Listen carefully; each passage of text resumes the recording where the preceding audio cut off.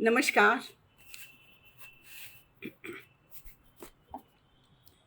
नमन माँ शारदे।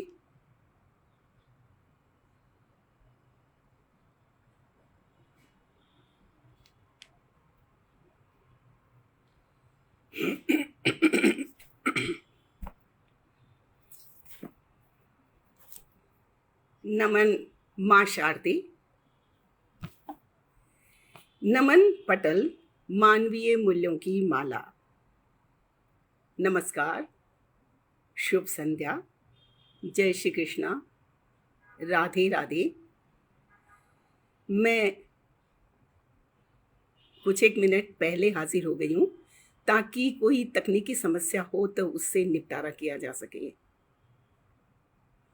और जैसे ही हमारी घड़ी 6:30 बजाएगी, लोग हमारे साथ जुड़ना शुरू हो जाएंगे।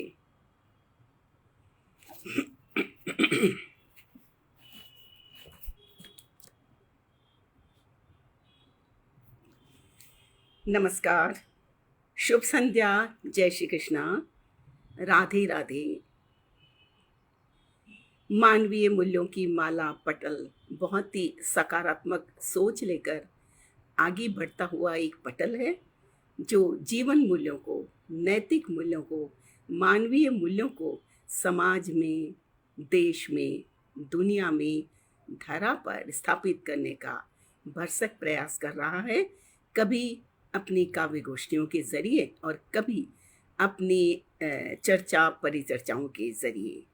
तो हमारी शुभकामनाएं इस पटल के लिए।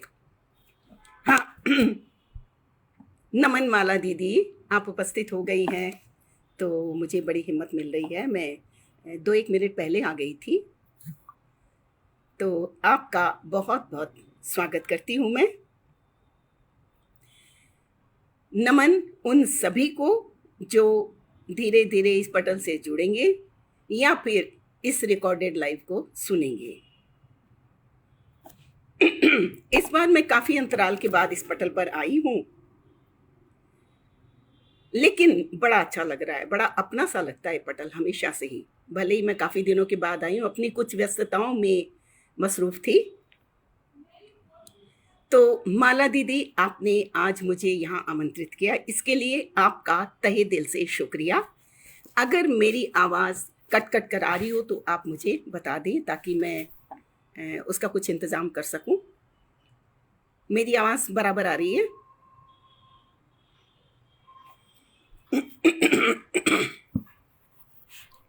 जी। तो माला दीदी, सबसे पहले आपको नमस्कार। संगठन मंत्री महेश शर्मा भाई जी को नमस्कार।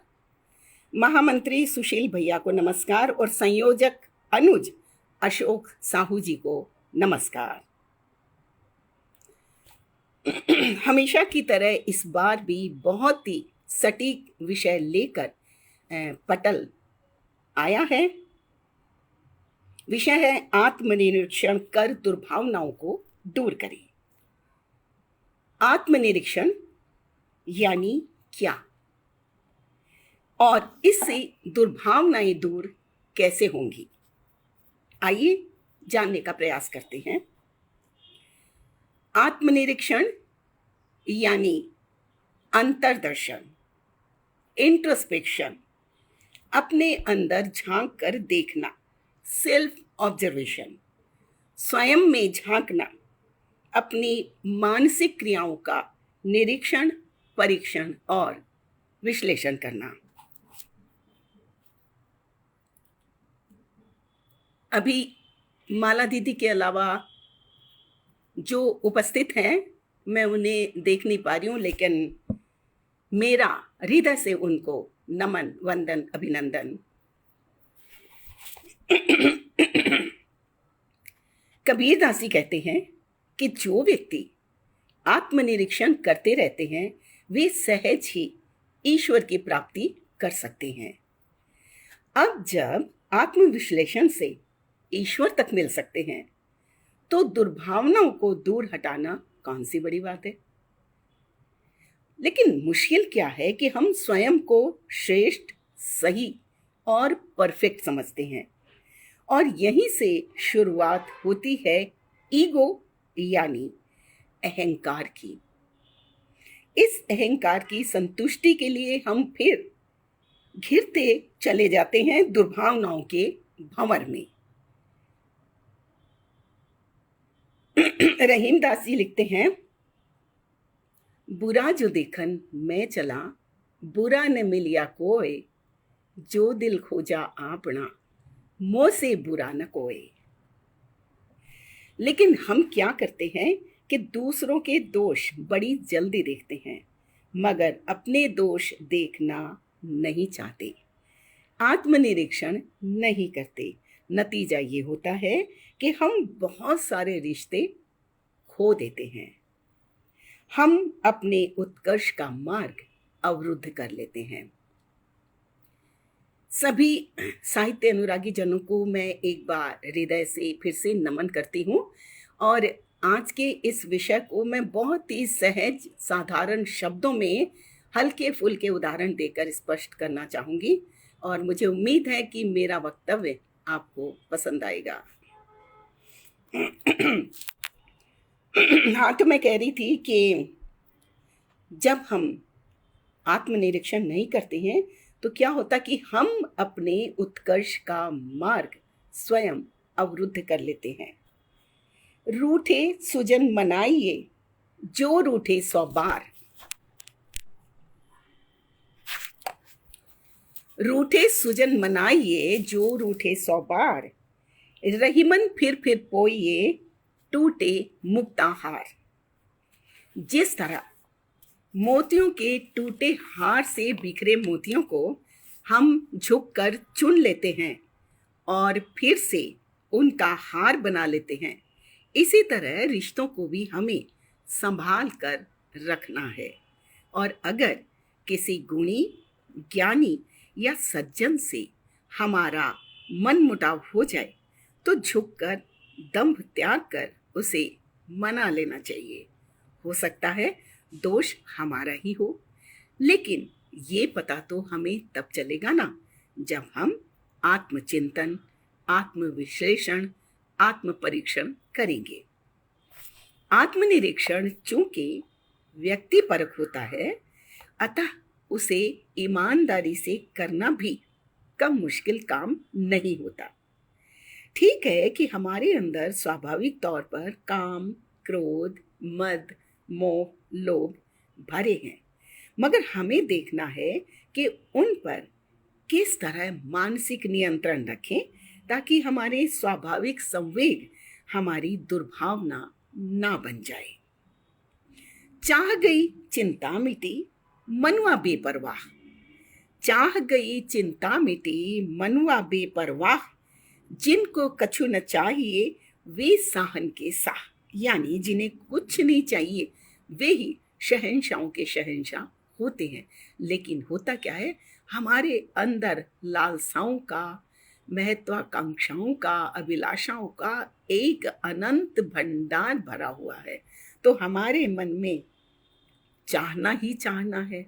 जाहिर है चाहना की प्राप्ति के लिए हमारे मन में चिंता ही चिंता है। तो हम चिंता से घिरे हुए वो इंसान है जो शहंशाह कहला नहीं सकते। जिन्हें कुछ नहीं चाहिए वे शहंशाह होते हैं, क्योंकि वो अपने मन के मालिक होते हैं, जबकि हम अपने आवेगों के, संवेगों के, अपने अभिलाषाओं के और अपने जो दुर्भावनाएं हैं हम उनके अधीन होते हैं।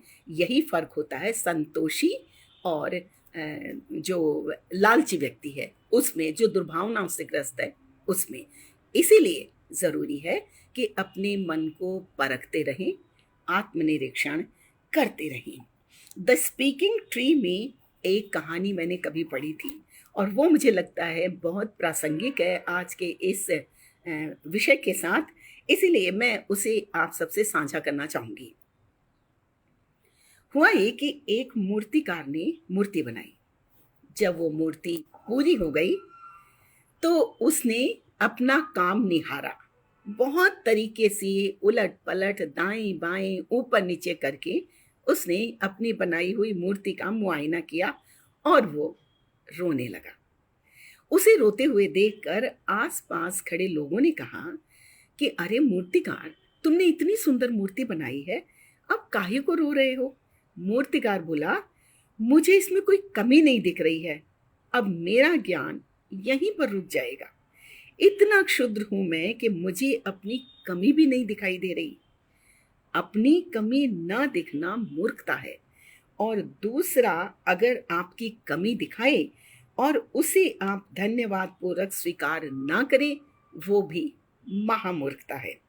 क्योंकि वो शुभ चिंतक तो, जो आपकी कमियां दिखा रहा है, वो शुभ चिंतक तो आपके उत्कर्ष का द्वार खोल रहा है, लेकिन आप ही इतने तंग दिल होते हैं कि आप अपनी कमियों को सुनना नहीं चाहते और अपना सुधार करना नहीं चाहते। जरूरी नहीं कि हर वक्त हम आत्मनिरीक्षण करते रहें, जरूरी नहीं। सुधीर श्रीवास्तव भैया, नमन आपको, बड़ी हिम्मत मिली है, आप अपना आशीर्वाद देने आए हैं। माला दीदी तो मेरे साथ चली रही हैं, बहुत बहुत नमस्कार दीदी आपको। हाँ, तो मैं कह रही थी कि ज़रूरी नहीं कि हर वक्त हम आत्मनिरीक्षण करते रहें, लेकिन जितने जल्दी हम अपने दोष ढूंढते हैं ना, सुधार की गुंजाइश उतनी ही ज़्यादा रहती है। हमारा उत्थान होगा और दूसरों के लिए हमारे मन में दुर्भावनाएं भी नहीं आएगी। ना हम पूर्ण हैं और ना दूसरे, ना हम पूर्ण हैं और ना दूसरे। अपनी अपनी अपूर्णता को तराशने में हम सभी अपने अपने ढंग से लगे हुए हैं, तो फिर दूसरे की कमियों पर दुर्भावना कैसी? हमारा मन ही हमारा विनाशक है और हमारा मन ही हमारा प्रकाशक। धर्म में जिसे साधना का नाम दिया गया है, धर्म में जिसे साधना का नाम दिया गया है ना, मनोविज्ञान में उसी का नाम है आत्मनिरीक्षण। हमारे बड़े बड़े योगी मुनि वर्षों तक तपस्या करते थे, किस लिए? कि वो पहचान सके कि वो कौन है, वो क्यों आए हैं, उनके जीवन का असली मकसद क्या है। और मनोविज्ञान इसी बात के लिए हमारे सामने रास्ता सुझाता है, वो है आत्मनिरीक्षण का। लेकिन इसमें ईमानदार होना बहुत जरूरी है। हम बहुत कुछ चाहते हैं, लेकिन हम कितना अपनाते हैं, ये बड़ा सवाल है। चाहने और अपनी चाहत को अपने जीवन में अपनाने में बहुत बड़ा फर्क होता है। आदर्श मैं और वास्तविक मैं का फर्क कैसे मिटेगा? आदर्श मैं यानी सुभाष कुशवाहा साहब, नमन भैया आपको, हौसला अफजाई के लिए बहुत बहुत शुक्रिया। सुभाष चंद्र चौरसिया भैया नमस्कार, आप आशीर्वाद देने आए हैं, नमन आपको।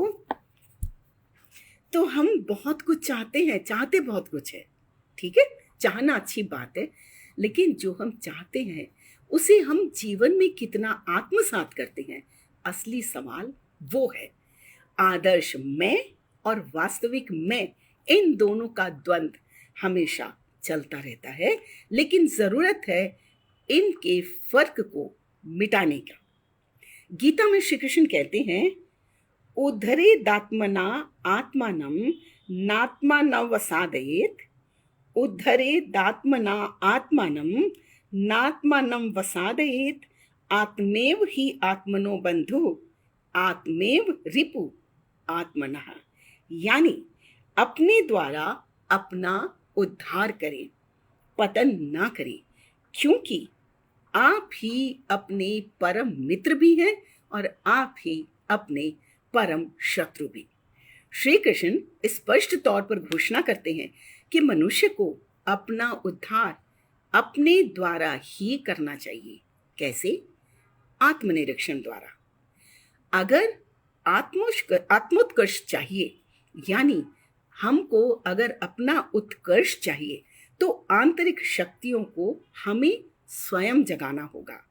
आपका गुरु आपको ज्ञान दे सकता है, आपका गुरु आपको सीख दे सकता है, आपका गुरु आपको रास्ता दे सकता है, लेकिन उस रास्ते को, उस सीख को, उस ज्ञान को अपने जीवन में आपको स्वयं ही उतारना होगा। छोटा सा उदाहरण देखिए कि घोड़े को हम नदी तक, तालाब तक ले जा सकते हैं, हम उसे पानी पीने के लिए बाध्य नहीं कर सकते। तो श्री कृष्ण क्या कहते हैं, ज्ञान का भंडार भरा हुआ है। उन्होंने गीता में जो ज्ञान दिया वो हमारे जीवन की हर समस्याओं का वहां पर एक सॉल्यूशन है, एक समाधान है। लेकिन उसे हमें स्वयं ना सिर्फ ढूंढना होगा बल्कि जीवन में आत्मसात करना होगा। और ये आत्मसात हम तभी करेंगे जब हम अपना निरीक्षण करते रहेंगे। तभी तो हमें पता चलेगा ना कि हमें जीवन में और क्या अपनाना है। जब आप अपनी कमियों को देख लेते हैं, उन्हें सुधारने को उद्यत होते हैं, तो आपके जीवन के उत्कर्ष का रास्ता खुल जाता है। मीरा सक्सेना मैम, आपको भी मेरा हृदय से नमस्कार। हाँ, तो जब आप अपनी कमियों को देख लेते हैं, और उन्हें मधु वशिष्ठ मैम नमस्कार। जब आप अपनी कमियों को देख लेते हैं, उन्हें सुधारने को उद्यत होते हैं, तो आपके जीवन के उत्कर्ष का रास्ता स्वयं खुल जाता है। स्वामी विवेकानंद कहते हैं, दिन में एक बार खुद से बातें जरूर करें। क्या कहते हैं? दिन में एक बार खुद से बातें जरूर करें, वरना आप एक बुद्धिमान व्यक्ति से मिलने से चूक जाएंगे। सिर्फ आपके पास से खुद को सही करने की क्षमता है, लिहाजा आपको आत्मनिरीक्षण करते रहना होगा। यानी अगर हम अपने को सुधारना चाहें, हम सर्व शक्ति संपन्न हैं, लेकिन सवाल है चाहना का। अगर हम अपने को सुधारना चाहें तो हमें उसके लिए स्वयं मेहनत करनी होगी, और उसकी पहली शुरुआत है आत्मनिरीक्षण। सत्य के लिए, जीवन मूल्यों के लिए देवी दीन अविनाशी भैया, अभिनंदन है भैया आपका। सत्य के लिए, जीवन मूल्यों के लिए सब कुछ बलिदान किया जा सकता है, लेकिन किसी भी चीज के लिए सत्य और जीवन मूल्यों का बलिदान नहीं किया जा सकता। लिहाजा हमें आत्मनिरीक्षण करते रहना होगा। क्योंकि क्या होता है, हम अपने आप को श्रेष्ठ समझें, अच्छा है, लेकिन हम अपने आप को सर्वश्रेष्ठ माने, हम अपने आप को हमेशा सही माने, उससे क्या होता है, उससे हमारे अंदर दूसरों के प्रति अलग नजरिया पैदा होता है। दूसरे को हम अपने से कमतर आंकते हैं, और वहीं से दुर्भावनाएं शुरू हो जाती है, अपना आकार लेने लगती है। तो इसके लिए ज़रूरी है कि अगर हम अपना निरीक्षण करें तो जहाँ हमारी गलती है हम उसको सुधार सकते हैं, हम रिश्तों को बचा सकते हैं, हम अपने को और पवित्र बना सकते हैं। ईश्वर की सभी रचनाएं बॉर्न इक्वल है, यानी सभी को ईश्वर ने एकसार आजाद पैदा किया है, सब बराबर, कोई किसी से कमतर नहीं। धार्मिक दृष्टिकोण कहता है कि सृष्टि क्या है, हम यहाँ क्यों आए हैं, हमारा मकसद क्या है, हमें कौन चला रहा है, आत्मा परमात्मा से मिलने को जन्म जन्मांतर से क्यों भटक रही है, इनके उत्तर तलाशो और अपने गंतव्य यानी प्रभु तक पहुंचने के लिए सही मार्ग चुनो। मगर कैसे? सिंपल, आत्मविश्लेषण से। जितना हम स्वयं के दोष ढूंढेंगे उतना ही हमारा ध्यान औरों की गलतियों पर कम जाएगा। हमारा मनोमस्तिष्क जितना निर्मल होगा, परमात्मा से मिलन उतना ही सहज होगा।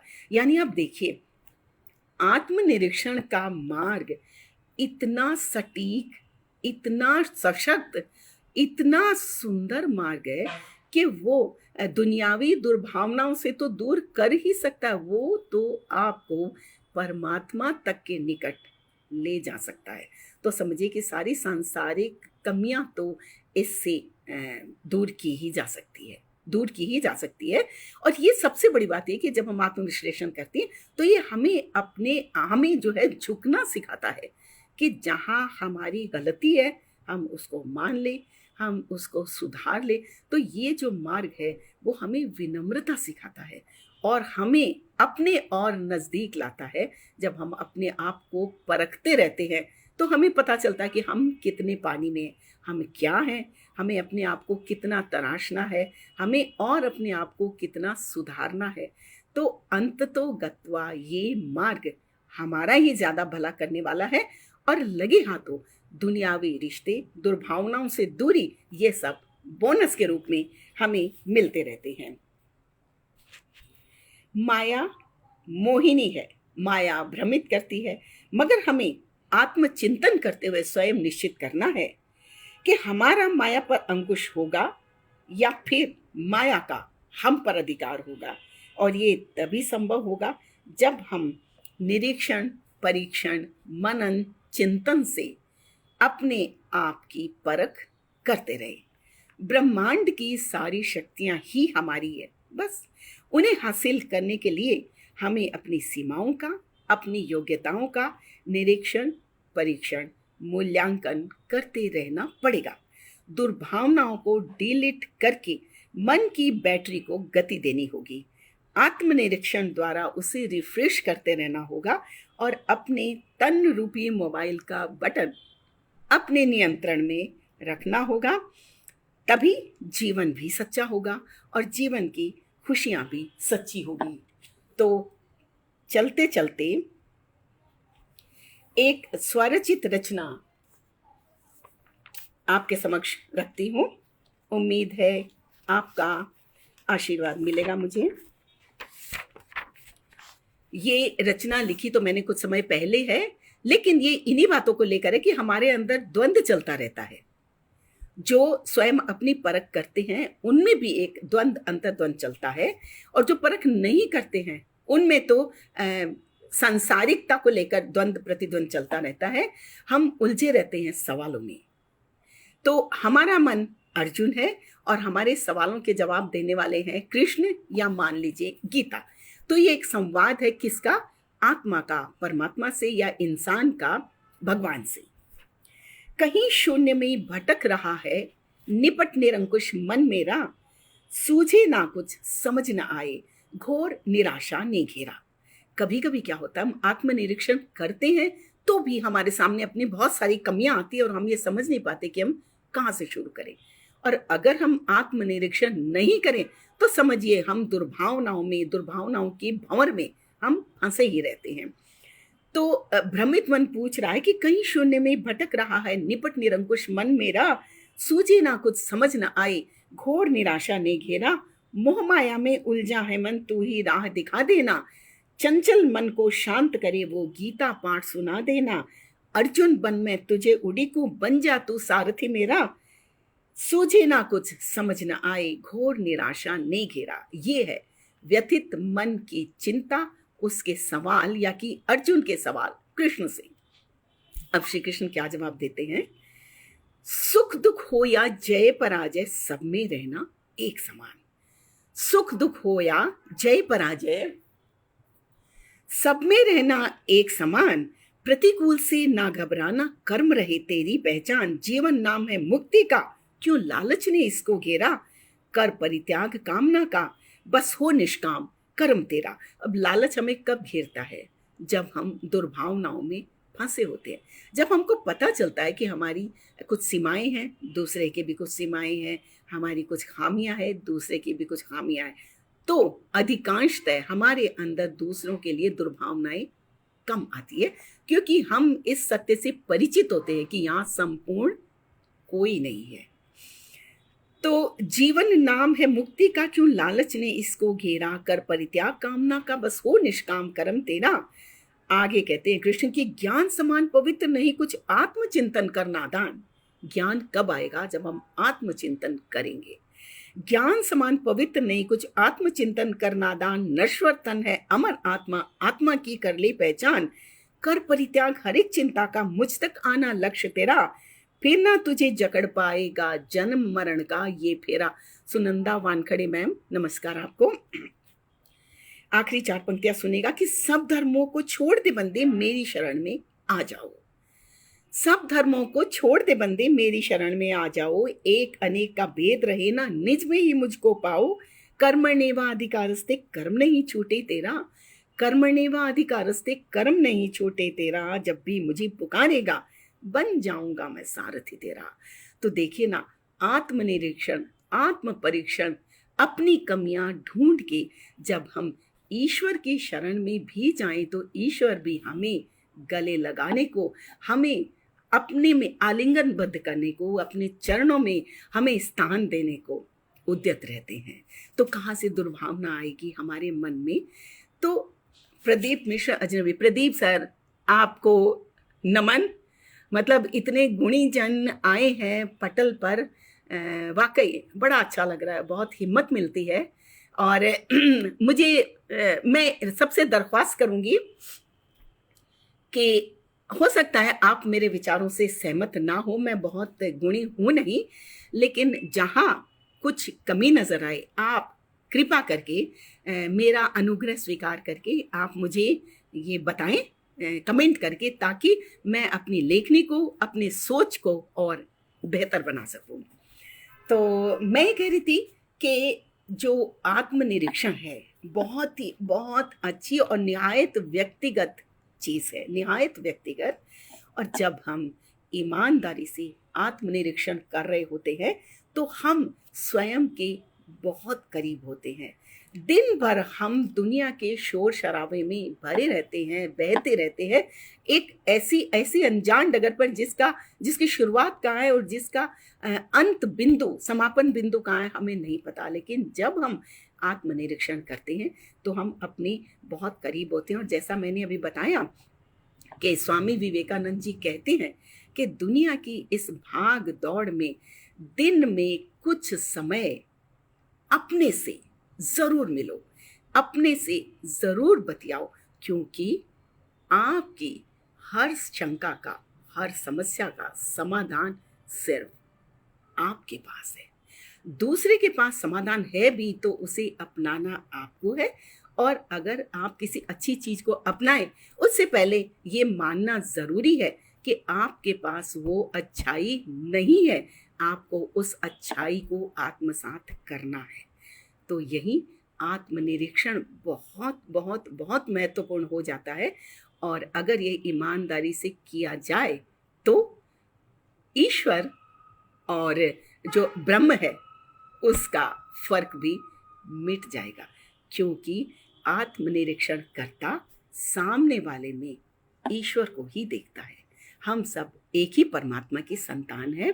माला दीदी ने, इस पटल ने मुझे ये मौका दिया। मैं तो हमेशा ही आना चाहती हूँ, लेकिन कभी कभी कुछ निजी काम होते हैं जिनके चलते थोड़ा हो जाता है, बीच में गैप हो जाता है। तो इतना सुंदर ये पटल मुझे दिया, मुझे इतने दिग्गज लोगों ने सुना, इसके लिए बहुत बहुत हृदय से आभार, नमन, वंदन, अभिनंदन। आज के अपने विचारों को मैं यहीं विश्राम देती हूँ। शुभ रात्रि, जय भारती।